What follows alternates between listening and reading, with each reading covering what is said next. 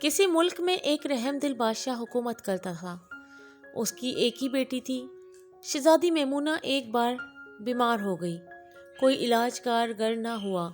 بادشاہ نے سارے ملک میں منادی کرا دی کہ جو میری بیٹی کا علاج کرے گا، بادشاہ اس کے ساتھ اپنی بیٹی کی شادی کرے گا اور جائیداد میں سے آدھا حصہ بھی دے گا۔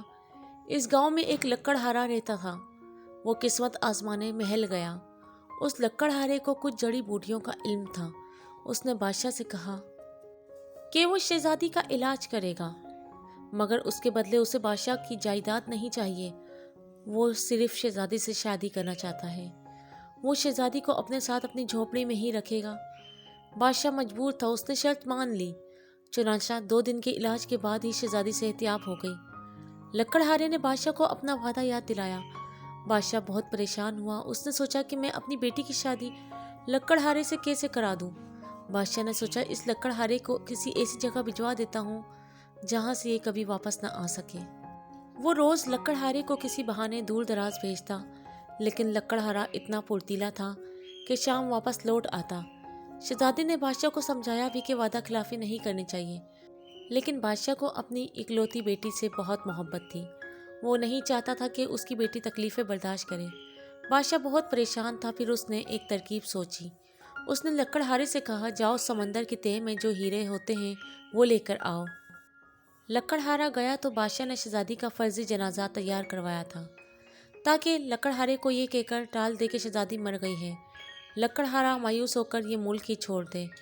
لکڑہارا پانی میں تیرنا بھی جانتا تھا۔ اس نے چند ہی دنوں میں سمندر کی تہہ سے ہیرے نکال لیے اور محل کی طرف چل پڑا۔ راستے میں شہزادی کا جھوٹ موٹ کا جنازہ لے جایا جا رہا تھا۔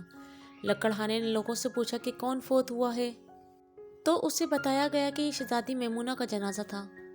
فوراً وہ ہیرے پھینک کر اس جانب چل پڑا جہاں جنازہ جا رہا تھا، لیکن اسے پہنچنے میں دیر ہوئی۔ قبرستان پہنچا تو پتہ چلا کہ شہزادی کو دفنایا جا چکا ہے۔ بادشاہ نے دراصل شہزادی کو قبرستان کے قریب ہی ایک جھونپڑی میں رکھا ہوا تھا۔ شہزادی کی دیکھ بھال کے لیے ایک بوڑھی ملازمہ بھی ساتھ تھی۔ رات ہوئی تو شہزادی سو گئی۔ آدھی رات کو قریبی جنگل سے ایک بھیڑیا نکل آیا اور شہزادی پر حملہ کر دیا۔ بوڑھی عورت نے اس پر ڈنڈے برسائے، مگر وہ شہزادی کو گھسیٹتا ہوا جنگل کی طرف لے گیا۔ صبح بادشاہ کو خبر ملی تو اس کے حکم پر سپاہیوں نے سارا جنگل چھان مارا، مگر شہزادی نہ ملی۔ بس کہیں کہیں بھیڑیے کے پیروں کے نشان ملے۔ سب نے یہی کہا کہ جنگلی جانور شہزادی کو کھا چکے ہوں گے۔ بادشاہ بہت پچھتایا کہ اس نے اپنی بیٹی کو غربت کی زندگی سے بچانے کی کوشش میں موت کے منہ میں ڈال دیا۔ دراصل شہزادی مری نہیں تھی۔ جب بھیڑیا اسے کھینچتا ہوا لے جا رہا تھا تو راستے میں لکڑہارے نے دیکھ لیا۔ اس نے شہزادی کو بھیڑیے سے بچایا۔ بھیڑیا جنگل کی طرف بھاگ گیا۔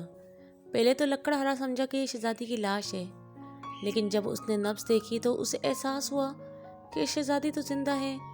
وہ شہزادی کو اپنی جھونپڑی میں لے آیا، اس کا علاج کیا۔ شہزادی ایک دن تک بے ہوش رہی۔ جیسے ہی اسے ہوش آیا، لکڑہارا اسے لے کر محل میں پہنچا۔ بادشاہ اپنی بیٹی کو زندہ سلامت دیکھ کر بہت خوش ہوا۔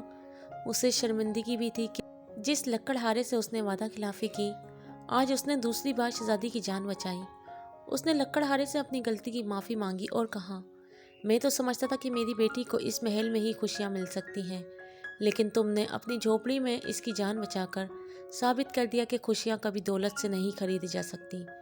بادشاہ نے شہزادی کی شادی لکڑہارے سے کرا دی اور شہزادی کی خواہش پر اپنی جائیداد کا آدھا حصہ غریبوں میں بانٹ دیا۔ تو پیارے دوستوں، آج کی اسٹوری اچھی لگی ہے تو چینل کو سبسکرائب کر دیں، اسٹوری کو لائک کر دیں۔ Thanks for watching.